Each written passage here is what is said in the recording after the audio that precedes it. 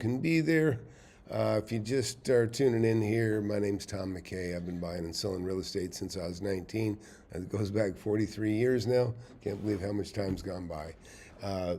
Those of you that are interested in investing in real estate, hit that subscribe button, hit that like button. You won't find a channel or many channels like mine. Full-on investor for all these years, buy all the kinds of properties that everybody drives by every day, and that's where it's at. And I'm not an advocate of going out of town and grabbing things, that are far away. Don't like the sub-2 model at all. It's a nightmare for most, and it rarely happens anyways. But I bought one of my first properties was a sub-2, so I know firsthand. But anyways, so I thought about the coming opportunities. We really got so many great opportunities coming. And I've been through many downturns over the last 40 years, and what's really, really cool is when you can pencil something at these higher interest rates, and then the interest rates, start fall later on. And I don't know that for sure that we're going to have the interest rates fall. I think they're actually going to hold pretty steadily. Maybe they'll come up a little bit. The inflation is actually, CPI is much higher than they wanted. The Fed hasn't really been that consistent, and waffled a bunch when they lowered it this last 2 times that they lowered the rates. But it doesn't matter. Good times or bad times, there's always opportunities. If things are really good, that brings about circumstances that make certain kinds of opportunities. One, that more people have money.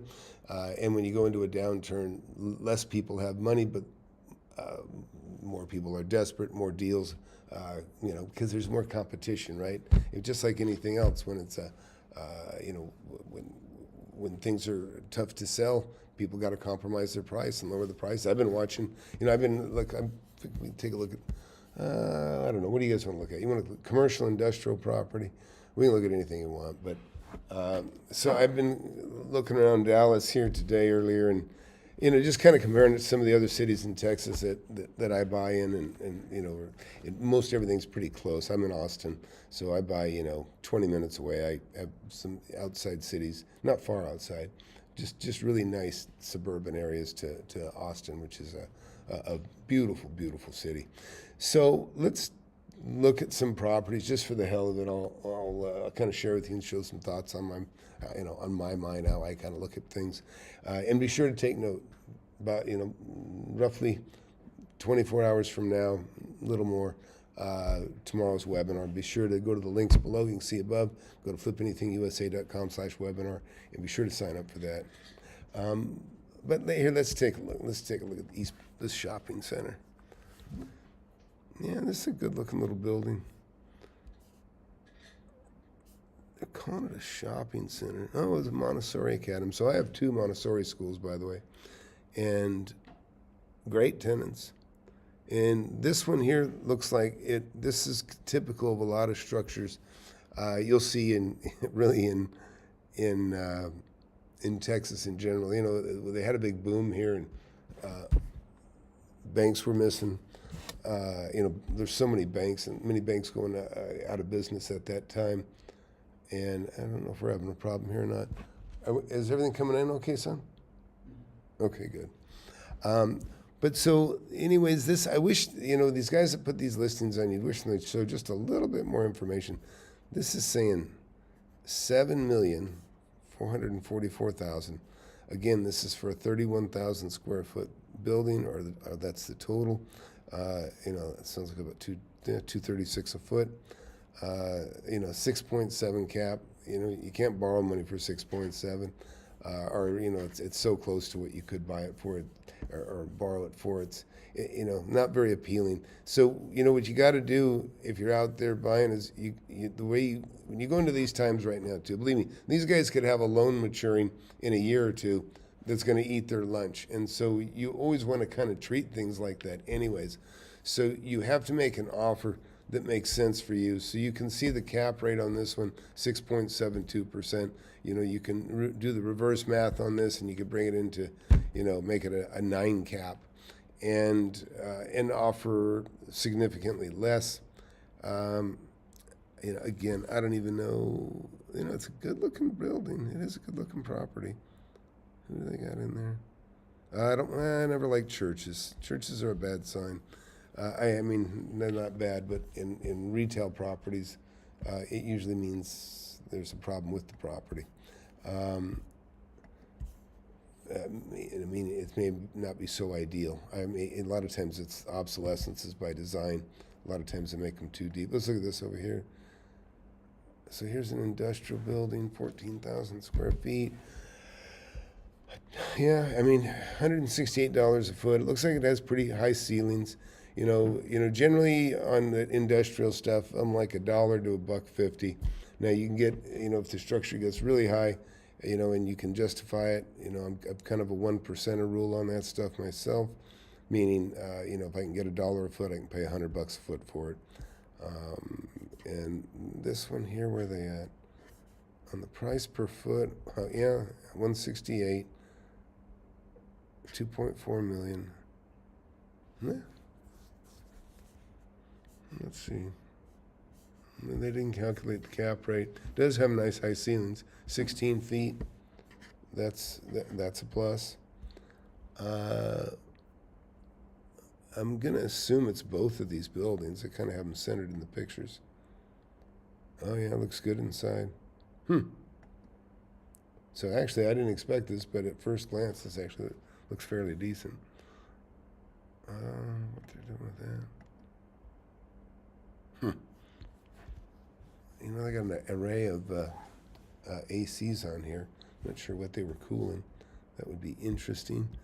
That's way overkill for that building that I see right there. Oh, I see, a Dado Crypto Center. That's why. Wow. And is this thing rented? Huh. Anyways, I'll tell you what's it's fun. I listened before I became a landlord, right? I had no idea how many different kinds of businesses are out there. And now with, a couple 100,000 square feet of rentals that I do have, mostly commercial, industrial, office, you find out how many ways there are to make money. There's just, and that's why I tell people, it doesn't matter, some people can't imagine certain buildings being filled with a tenant, and I'm telling you, don't worry. There's a no matter what a building is, somebody will move into it. There may be a price to pay. It may, if it could be a bad neighborhood or a rough neighborhood, or maybe the building just really looks, aesthetically poor. But somebody can still run their business. They don't care about location. Everything's got a price, and everything's got a use. I love industrial properties, and that one doesn't look too bad right there. If they got a tenant in there, it may even better. But I think we can just kick around here. Anybody want to look at a particular area, just shout it out, and we'll go take a look at it. So these are our flex properties. These are really kind of the thing I specialize in. It's kind of a cross between office and industrial. In other words, they're insulated and air conditioned, but they're not so, they're not necessarily carpeted. A lot of times they'll have vinyl or tile floors, and so that's good for like a lab use or just a concrete floor.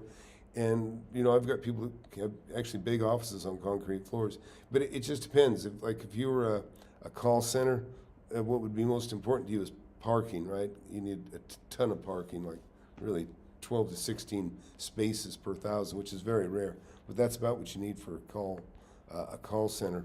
And ideally, you don't want a call center for a tenant. I don't care for call center at all, because the demand that they put on the building and the parking, number one. But if you got the parking, then sometimes there's an opportunity to rent something that you wouldn't be able to otherwise. So this is concrete tilt up. One of the things I look for, that ceiling height is a big deal. You can see it's got loading racks, or loading docks, I should say. Let's see what other pluses here. 3 building portfolio, 3.86 acres, 20,000 square feet, 25,000 and 29,000. So roughly 75,000 square feet for $9 million. 9.5. See if they did the math on this. $1.37 a foot. you know, just based on some of the stuff we've already just shopped around and looked at, that doesn't sound too bad. Of course, always the devil's in the details, tenants and things. But, a building like this, and I don't see it, but I always look for, I want to see three-phase electricity in there. There's some big warehouses that, they barely have a 200 amp panel. And see, even though it looks like it's perfect for a big machine shop or a factory, it's not, because they don't have the power. They fail on the power. But here, let's go look around at some others. Oh, that's funny. First Watch is kind of a big breakfast place out here. Now, look, here's a building, that's got a 5 cap. Let me move this over a little bit for you. It says it's got a 5 cap. Let me do this.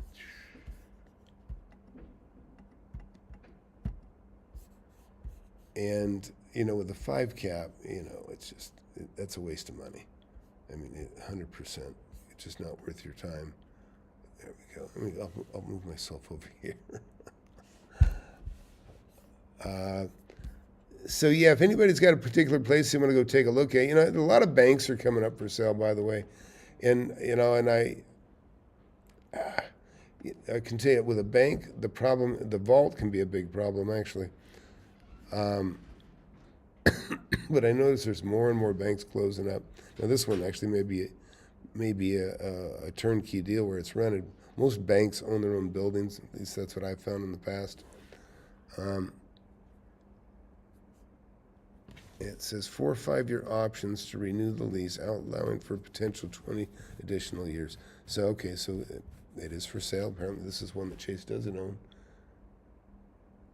How about Manhattan? We can look at Manhattan too if you want. That's really different, right?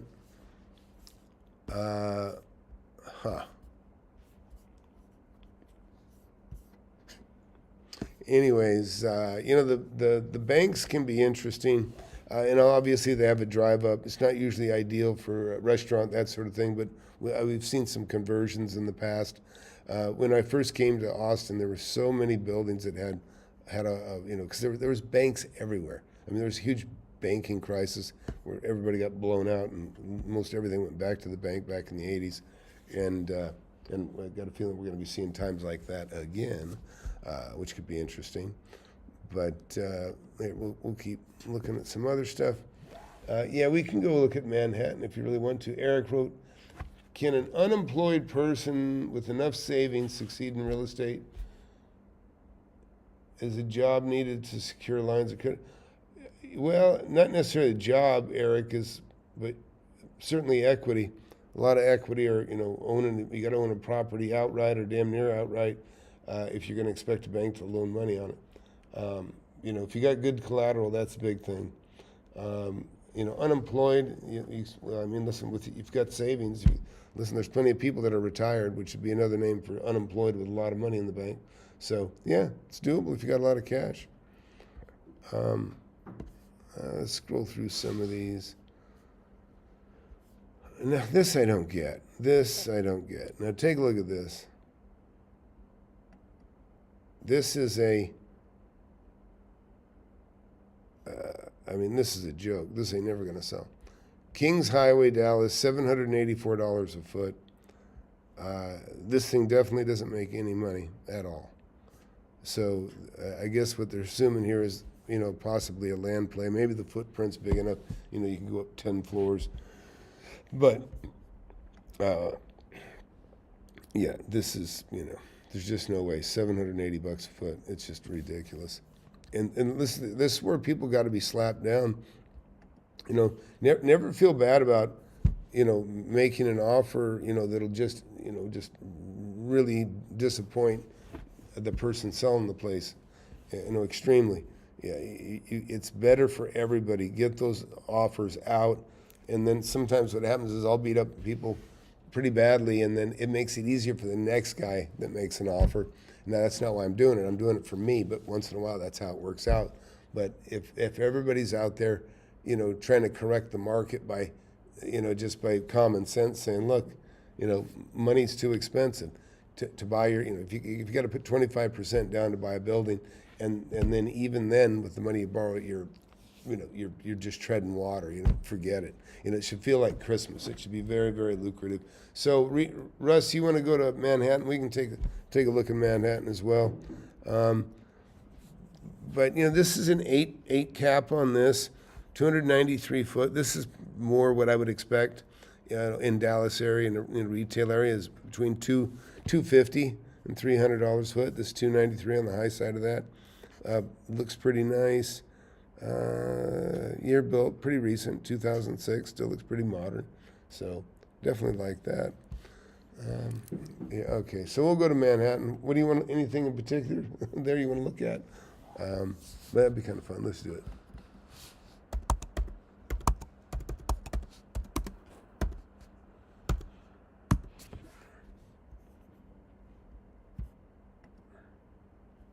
Ooh.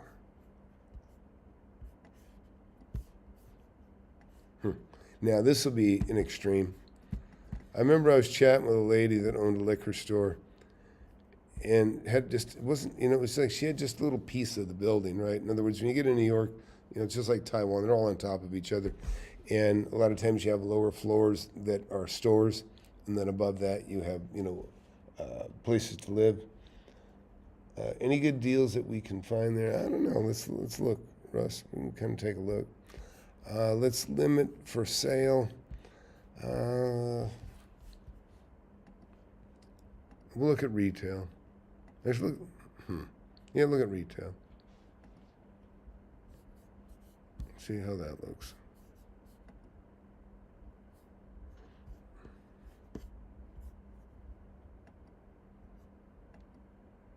Yeah, that's the other thing is. All right, so 3,700 square foot. Oh, this looks like a single apartment unit. What are we looking at here? Yeah, this is supposedly retail. Fixed use apartment building, like a 5.7 cap. The thing with New York, it has such an enormous, listen, so I've had other businesses where I'm paying $1,800 a month for a shelf space that's 10 feet, maybe 2 shelves, 10 by 30 inches. But it's because the just unbelievable amount of traffic and people that you have sitting there, walking the streets in New York. It really is an unbelievable place. It's like being in 10, 20 cities at once. Yeah, Russ, this is difficult. Let's just take a look at some of this stuff. What are we looking at? Apartment within a building? That little red building you see? Well, you don't see it because I'm in front of it now. Let me move me.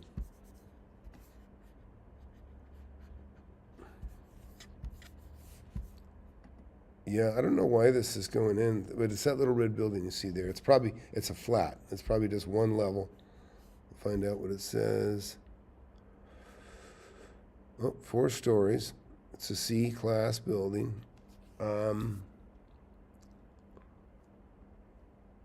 It says Douglas Elliman, 52nd West and 28th Street on the south side of 28th Street. This 4-story mixed-use building has 3 units and 1 storefront unit. This property is a great opportunity for an investor to maximize 6,000 square feet of unused FAR available. This property is located in the up-and-coming Nomad neighborhood, a hotbed of luxury condo buildings.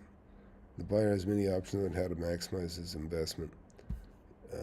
Allowed usable floor area, 9,800 square feet, 3,700 unusable floor area, and for some reason there's another 6,000 unused. Floor to area ratio is the maximum number of square feet that can be built on a site relative to the square footage of the lot. Unused FAR indicates available air rights. The unused FAR is the land minus floor available. All right. Anyways, not my cup of tea on that one either. I tend to like industrial and commercial. They're like really my favorites.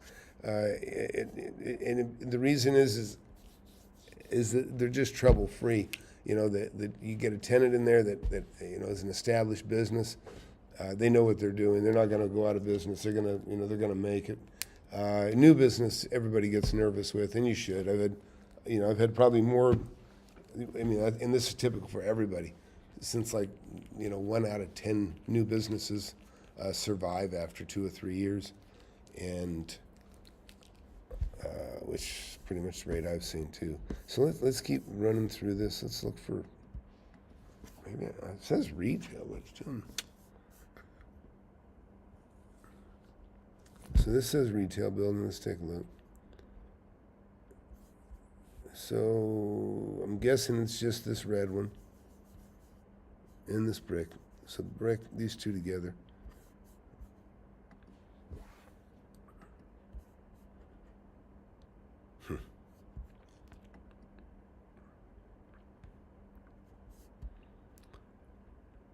So here's another thing you want to do is, so look, they want $1,100 a foot, $1,100 a square foot.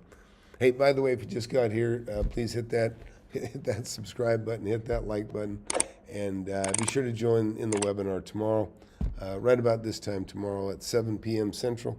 That's 2 hours from now, plus 24. Come on in. I'll show you stuff in the webinar. Unlike any other webinar you've seen, I promise you. I'm going to show you how I've made my first million in my 20s and made tens of millions since. The properties, I can throw a rock from where I'm sitting and just keep chucking that rock and hit another property I own, and hit tens of millions just nearby. And that's really the ideal situation. If you have your assets where you can see them, watch them, you won't make a mistake of ever underselling them too cheap, but you'll also be able to attack and take advantage of the deals that come available. You'll know they're there before anybody else because, anyhow, you'll learn. Get in the webinar tomorrow, and because, listen, there's all you people out there, if you're not a millionaire, if you're over 30 years old and you're not a millionaire, I'm telling you, there's no reason you can't be. I've got many students, new students, in the last 2 or 3 years that have become millionaires in the class. And that like that, but I mean, a year is pretty quick. 18 months is pretty quick, to make $1 million. And those stories are true, and those stories exist in my mentorship at FlipAnythingUSA. So be sure to go there and get in the webinar tomorrow and start learning this stuff, because you can't afford not to. And go to FlipAnythingUSA, go through here and just click on some of these videos and listen to these people, their story. People that, like I say, just like you and me, made $1 million. By just learning something that they just didn't quite know, and now they do, So let's see, let's keep going. Oh, man, retail building, yeah. I don't know. What do you think, Russ? What else? Oh, let's do this. So let's see. They keep 4-unit building. Man, I just want to see retail. Let's try industrial. You go to industrial, they still show you apartments. Yeah, I don't. I almost bought a property in New York once, but that was quite a while ago. And I guess technically it was New Jersey. I don't know. Here's $14 million. Wow. For 23,000 square feet. Yeah, this is the stuff that I am not used to. $608 a foot. And, it looks like a decent space. Let's see what else. You would hope that there is some 3-phase electricity. And there probably is. Pretty interesting building, huh? Yeah, that's the thing. When you get property, and this is one of the good things about commercial industrial property, and why I always try to get my students to ultimately own those kinds of assets, is that the improvements within the building, and even a lot of them on the outside, is all on the tenant to do. It's what they want to represent for their company to look like. You almost can't take action on a building, and when you have one sitting empty, you almost don't. You say, well, I could do this, I could fix this and this, and other than make it look clean on the outside and in what we call a white box. You hear me say it a lot: a white box, clean white box on the inside. You don't really want to do much of anything else. If you had the previous tenant, maybe tricked it out one way or another with wall, whatever, whatever decorative stuff, fancy floor.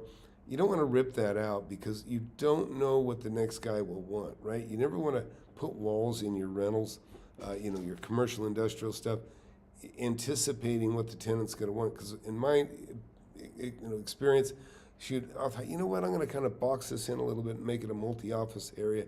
And then I put in all that stuff, and the tenant comes in, and I got this awesome tenant that's got money, great business, perfect tenant you want for 10 years. And they say, it's great. All I need you to do is tear out all these walls, the walls that you just put in, hoping to attract a tenant that would need those walls. So never try to second guess or fortune tell what somebody else is going to need. You just can't do it. Russ wrote, is there any old hotels we can look at or office buildings that have been vacant for a while? Yeah, I'm just not familiar enough with, New York to do that. But what is the cost on this thing? $608 a square foot. Boy, that doesn't sound right. Is that it? No, that doesn't sound right at all. Yeah, I guess it is right. Wow. Yeah, that, you guys know Trump loves that Manhattan real estate. That's why.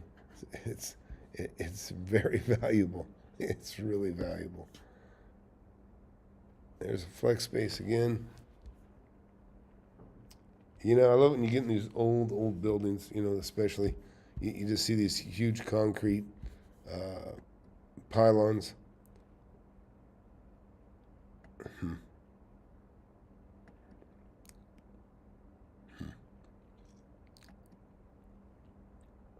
Yeah, it looks pretty interesting.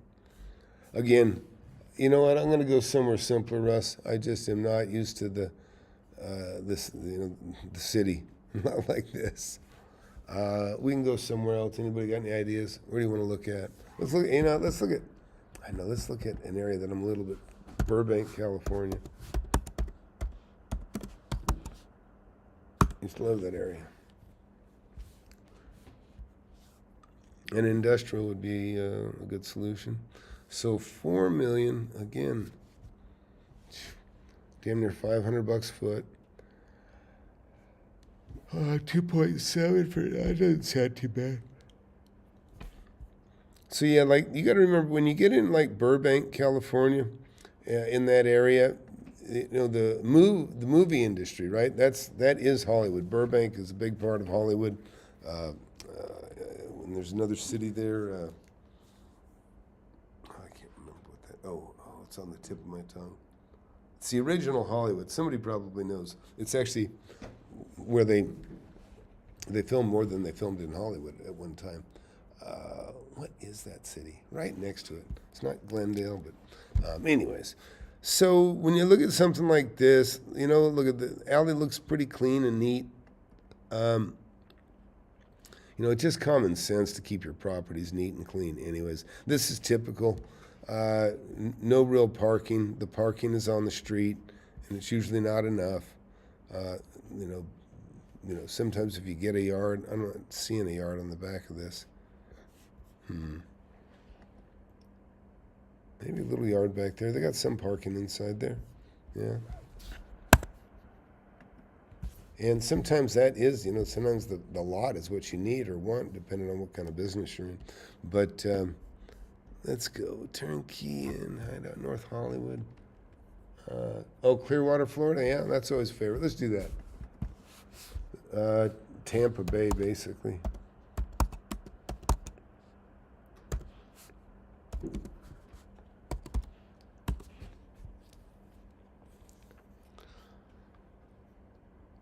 Yeah, so we'll stay over here, kind of getting in there's Ben Malo lives over here, right here, Bel Air.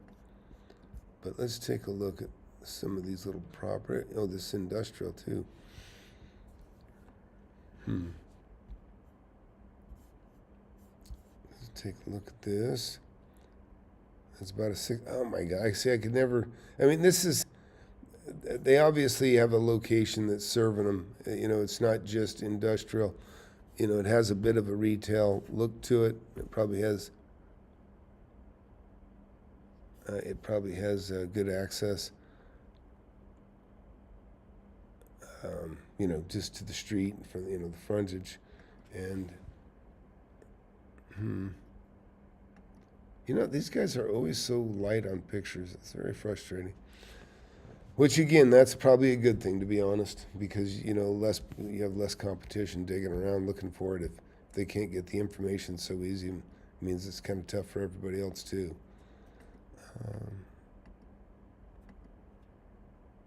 See all the stuff we looked at, it didn't take long.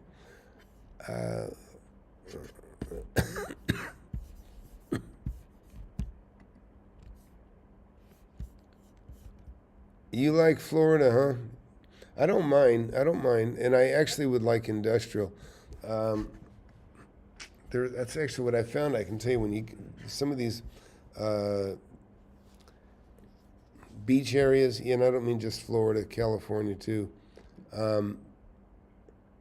You'll see some properties that are a real bargain, that are industrial, that sort of thing. Tom, do you set up your filter to show under a certain price point or a certain cap? Sometimes I do.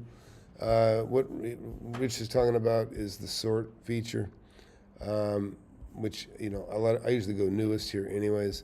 But then on the other details, if you want to limit the size, you can say give me everything a minimum of 8,000 square feet. The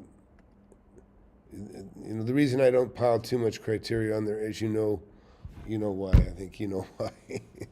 Yeah, you don't always want to thin your list. Maybe just have a little bit of a broader net on the stuff that you're looking at. There's good reasons to do that. Trust me. You'll see a little more property than you want to see, but you'll not miss any of the deals that may be out there.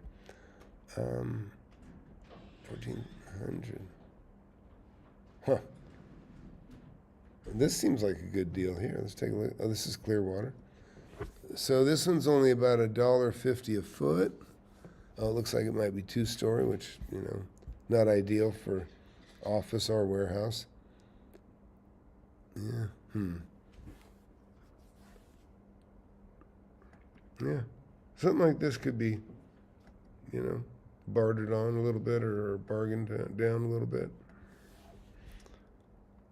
Yeah, power doesn't look all that heavy. I don't know why they took a picture of that box. That was nothing to show off. Yeah, you want to get a place there in the winter. Yeah, I don't blame you. I like Florida in the winter a lot. And really Florida in the winter, California in the summer. And I would, it's a good time. All right, let's see what else.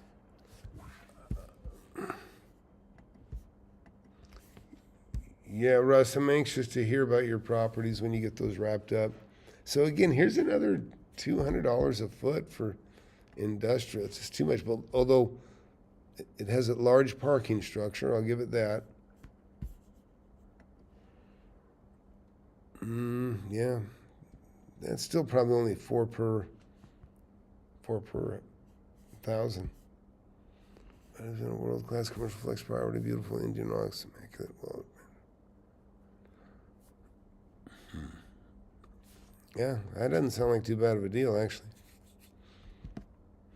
It looks like maybe this was a church. Look, sometimes warehouses end up becoming churches, but they're usually not the best because, you don't. Most warehouse areas have 2 parking spots per 1,000 square feet. In a church, technically needs 8 to 12 parking spots per 1,000 square feet.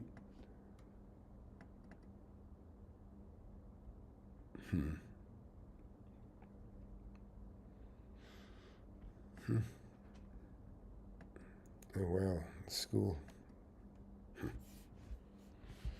Anyways, got a cash offer today on the boring. Congrats.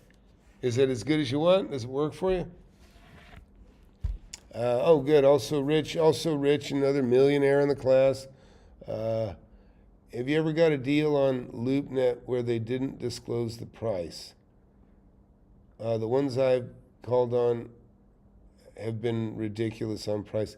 So yeah, Rich. Yeah, I mean, it frustrates me not having the price there. Uh, and I used to be more critical of these guys for not putting the price, in there. A lot of times what they'll do, Rich, is, and sometimes you got to find it this way. I mean, if you're looking for the price, just those you on here, go in here, and then if they have a brochure, they'll usually like a little blue highlighted piece of text here, and that'll take you to a PDF. Sometimes that's where you can click on that, and you'll get more information that may not even be contained in here. But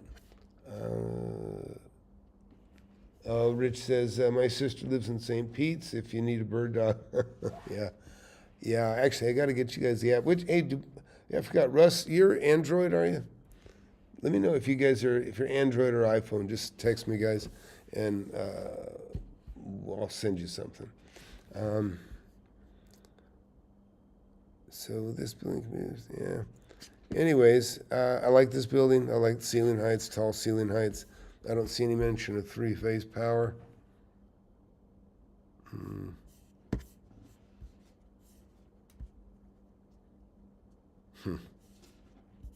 No, but they should have concerned themselves with it, really. I've always, sometimes agents do a shitty job. They don't show everything that's there, and that can be a problem. Let's go to retail.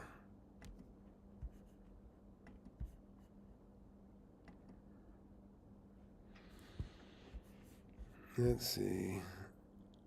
Let's see this one over in Clearwater. 27 million for 9,900 rooms. 99 rooms. 6 million. Look at that. Damn near $600 a foot for that retail. And it blows my mind that it gets a 7 cap. Yeah, it's a little bit of sticker shock sometimes. When you got rents that are based on values of $300 a foot, which is on average probably most of my properties are, and then you go into an area and you're going, that looks just like mine, and you're going, oh, wait a minute, they're getting $1,000 a foot, not $300, and you got to check and see if the rents match up. Sometimes they do, or sometimes it's like call for more detail, like they don't even want to put the cap rate. But part of that I can understand, by the way. Just we don't have the best and brightest in the city assessor's office, the ones that assess your tax assessor, and so they will try to go through these things, and then they'll find a property, might even find your property. Maybe you have it way overpriced, you just put it in there for the heck of it, just to see if it'd sell. And they're latching onto it. Oh no, you put this in there. It must be worth, whatever, $1,200. You got a $1,200, ticket going. Anyways, let me get back to this real quick. Russ Road, have another cash offer that's supposed to come in tomorrow. Congratulations on that. I'm so glad. I just moved the money, the proceeds from my last sale. I just moved those proceeds back to pay down the line of credit that I used on that one. LOCs are a beautiful thing. I urge everybody to look into that, or certainly at some point when you have enough assets, you want to be able to create a line of credit, something you can draw on. You might have buildings that are paid millions and millions of dollars that are paid for, and then it's like that's your bank. You borrow money, it's you're already pre-approved. And the bank has a lien on that asset for whatever, it could be a couple $1 million on a $3 million property. Gives you the ability to write a check for $2 million if you need it.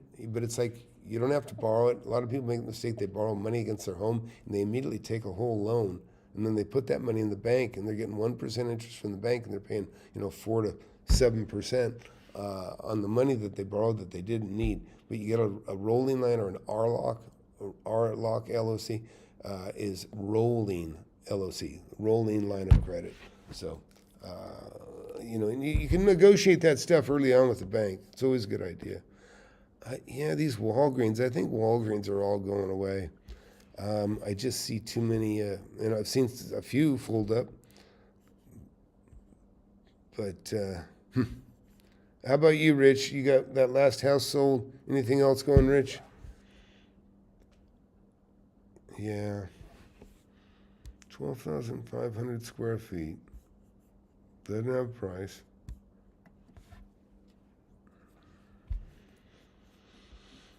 Yeah, I like that. Yeah, it's always nice when you have a long, a long span in a building where you don't have to have posts down. I mean, this might, I don't know if these are set or not, but it looks like this is self-supporting.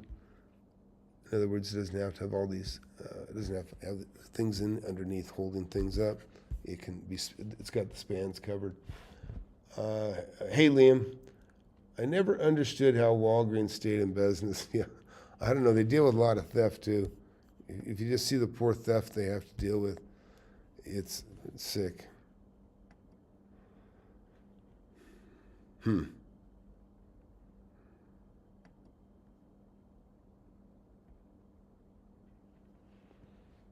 Let's see. I love buildings like this. There's, for these kinds of buildings you see here, you can even put a CrossFit gym depending on the location. But, some of the, powder coaters, bodymen,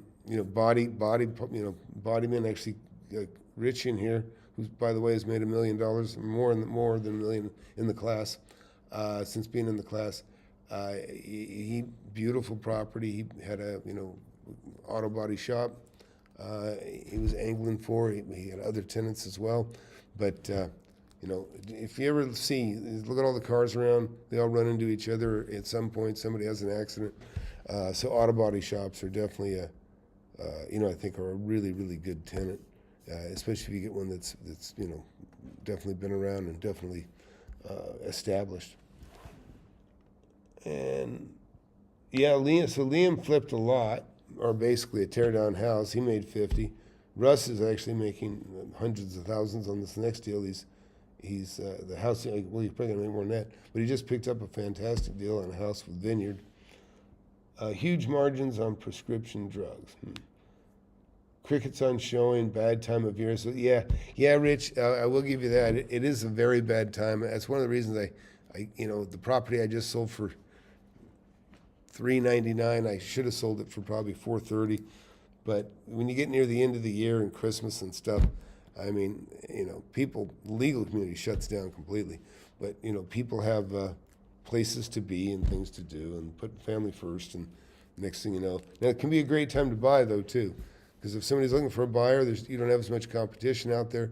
So this is a really good month to buy. If you can get the seller on the line, or whoever or talk somebody into selling, December is a great time to do that, to talk to them. But like I say, house shopping isn't high on the list for a lot of people because they tell themselves, they just want to get through the shopping and all the mess that comes with, if you have a lot of kids and stuff, shopping can be quite overwhelming. But get those things done and. Yeah, but so like I say, and then it only takes one person to walk in and buy. But I know what you mean. Rich is saying that he's got crickets on his showing, feeling it's a bad time of the year, and it's not great. Listen, near Christmas is never great. People are preoccupied. When you're selling, it's not good. But if you're buying, you might steal something. Bruliosis wrote, Tom, what do you think of old vacant gas stations? Not a bunch, and I can show you some. I'll show you one I almost bought not that long ago. But you got to remember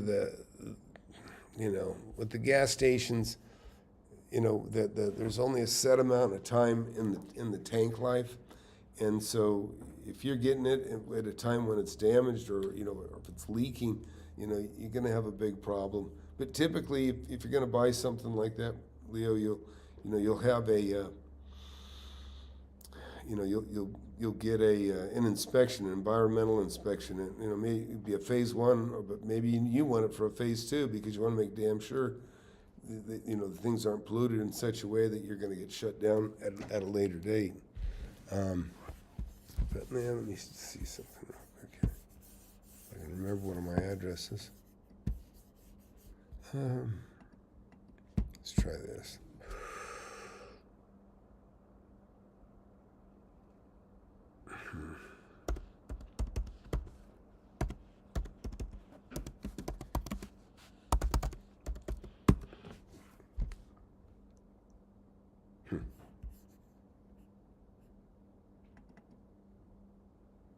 Oh, actually, I thought, let's do this in Google Earth.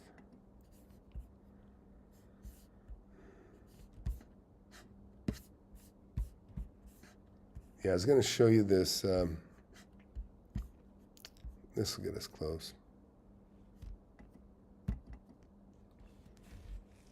Because they're talking about gas stations, right?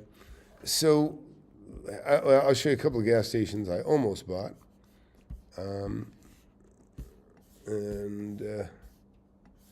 The problem with the gas stations is it's a guaranteed you're going to have to. Yeah, this is it. This one's been rebuilt. Looks pretty good now, but this was a little dump of a gas station.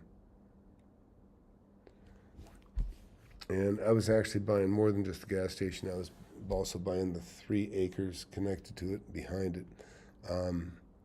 But this was around 2009. Everything was kind of going to hell, and this is when I dodged. I'm glad. I did buy the property. I was buying the property behind it, but that became a bit of a nightmare too, just because of the money situation then. But so yeah, every time all these gas, you're almost always going to have a environmental, because they know there's gas hitting the ground here. They know you got gas tanks in the ground that can leak. And there's just, so I don't mind buying a gas station. And I want to show you something. In fact, I'll show you another gas station I didn't buy, and I'll show you why. This is actually kind of a good little tidbit to save. I own a bunch of houses in this area here, and 24 houses over there that I've purchased. But yeah, this is let me get that weird thing. Yeah, here we go. So look, this is a gas station, and I could have got it for like $700,000, but I didn't buy it, and I'll show you why. So here's the thing. We got this gas station here, and this is a major thoroughfare, so that's good for a gas station, right? This gas station's competitor is at the next street, and they got a bigger, better lot, a lot more convenient, and this is part of the reason I didn't buy the other one. So you can see, nice wide area, but the big issue on this deal is take a look at the road, right? You have the road here. You can, whatever. If you're coming off here, you can stop in. Maybe it's considered the going home side of the road, but you can kind of whip in here. You can go through the gas station, get gas, get something you want. I guess it could be go either way, right? If you're going to work side of the road, you get some coffee and gas too. But most people don't like to get gas on the way to work, in fear that they'll start smelling like gas.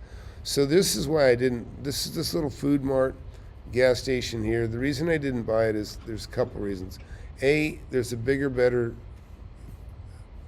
gas station right down the street here. The one behind my head you can't see, right here. So you got this twice as big as this that's for sale. And I'll show you another one that was for sale too. Anyways, this one actually I put together the other deal. I'm glad I didn't buy it. But this was the tough part about this one. If you wanted to get out of this gas station and continue straight, or wanted to get back on the freeway, it's very difficult. It's very difficult to get out of here because the light turns red, the traffic backs up here. It's hard to get in here and turn right sometimes. The traffic can get way back here, way back here, and then people can't get out of here, and then when they do get out of there, they got to be able to get over 3 lanes before they get on this on-ramp here. And so that weighs heavy on them. And so anyways, it was just, the access is terrible. You know, like I say, location, location, location. You can still have something in a pretty darn good location, but it can be so difficult to get at it for the traffic that it becomes a big negative. But you know, the gas stations, by the way, if you ever go to borrow money to buy a gas station or you know, or whatever, a store or a convenience store, and I'll show you some others. Yeah, let me see. Okay, here it is. Yeah, this is a funky gas station. No, that's a different funky gas station. Another one down here.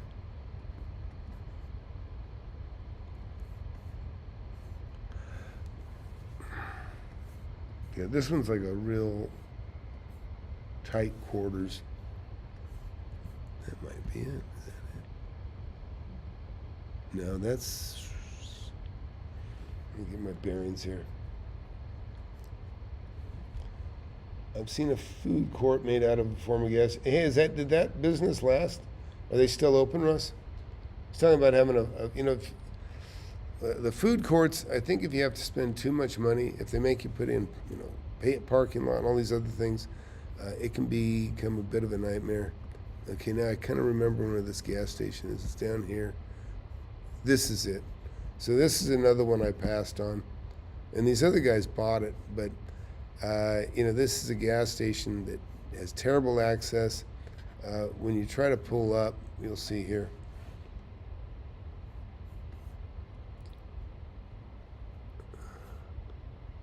Oh, it looks like they've done some improvements here.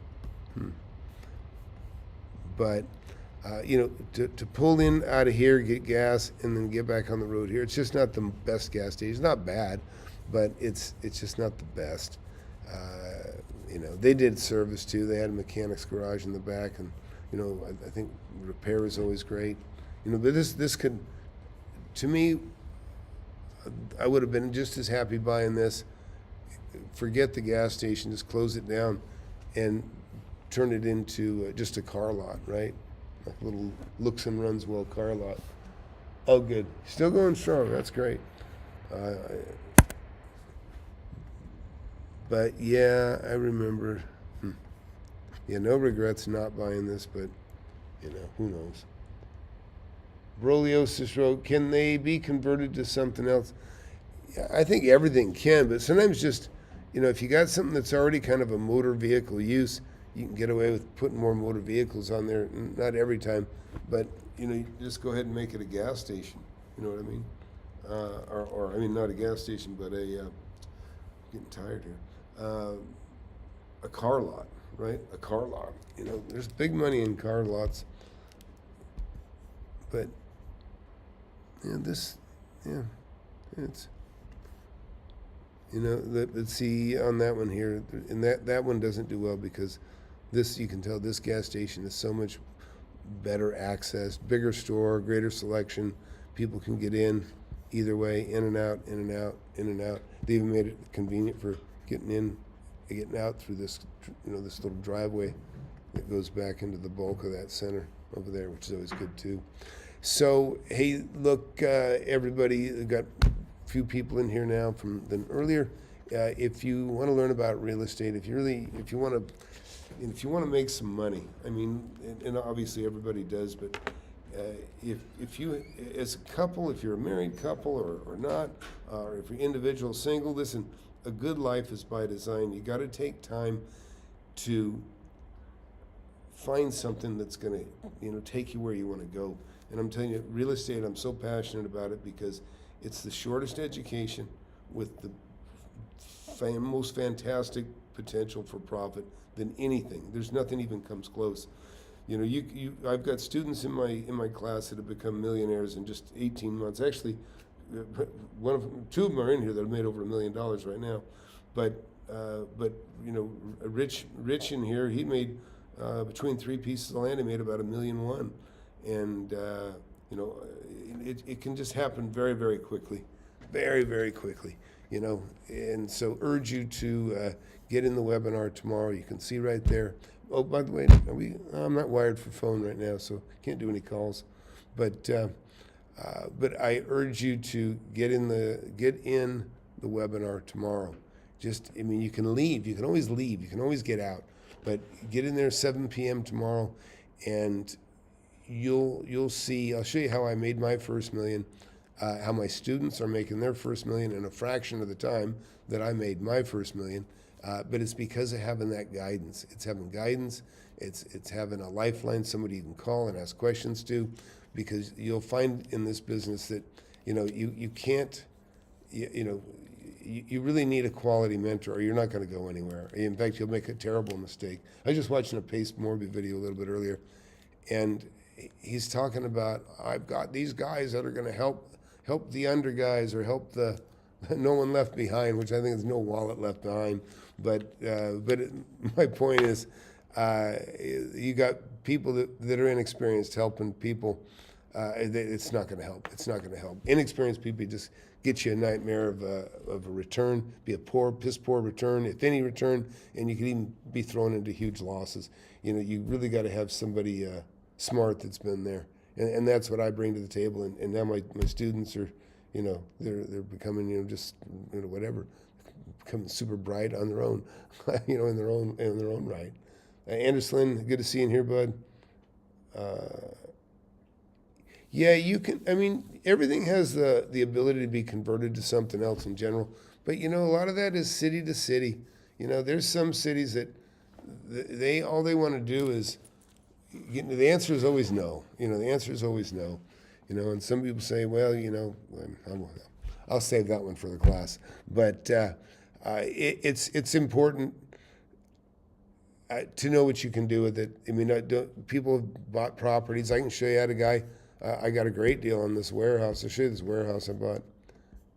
The reason I got such a steal on it is because the guy that bought it before me, and I mean just before me. Yeah, here it is. So here's a 20,000 square foot warehouse right there. So where the 2016 is. I bought that, and I don't know, probably 7, 8 years ago, at least. And the tenant, you know, again, you know, nice, great tenant, third generation pool table company, full of billiards tables, one into the other, and you know, for the warehouse, it's, you know, it's a wonderful thing. And I felt like I was going to tell you something else, but I forgot because I got distracted. Yeah, no wallet left behind. Yeah. What else? God damn it! I forgot the point I was making, folks. Sorry, I didn't sleep well last night. But hey, tomorrow in the webinar, you know, hey, also get my book. If you don't have my book already, get my book. Get a copy on Amazon. And you know, you could be listening to it in a minute if you get it on Audible, and urge you to do it. Most people get Audible and they buy the paperback, or they'll get Kindle and they get the paperback. There's some advantage to having each of the different formats that are available, but urge you to take a look. Anyways, I may get on a little later tonight, maybe around 8:30 or 9. And in fact, Russ, if you or Rich or any of you guys want to go, maybe we'll do a live Zoom. And, you know, we'll talk about some of the upcoming opportunities, or what I perceive as, and you know, you can share your thoughts as well. And anyways, everybody, thanks for watching, and I look forward to seeing you in the webinar tomorrow. You want to learn how to make millions of dollars in real estate? I've made tens of millions over my lifetime, and I'm showing people how to do it. Get in my free webinar. I have it every Thursday, 7 p.m. Central. Go to the link below, FlipAnythingUSA.com/webinar. Sign up for it. You can talk to me face to face if you want. Don't waste any time. Hit that subscribe button, hit that like button. You don't want to miss my channel. I've been doing it for years.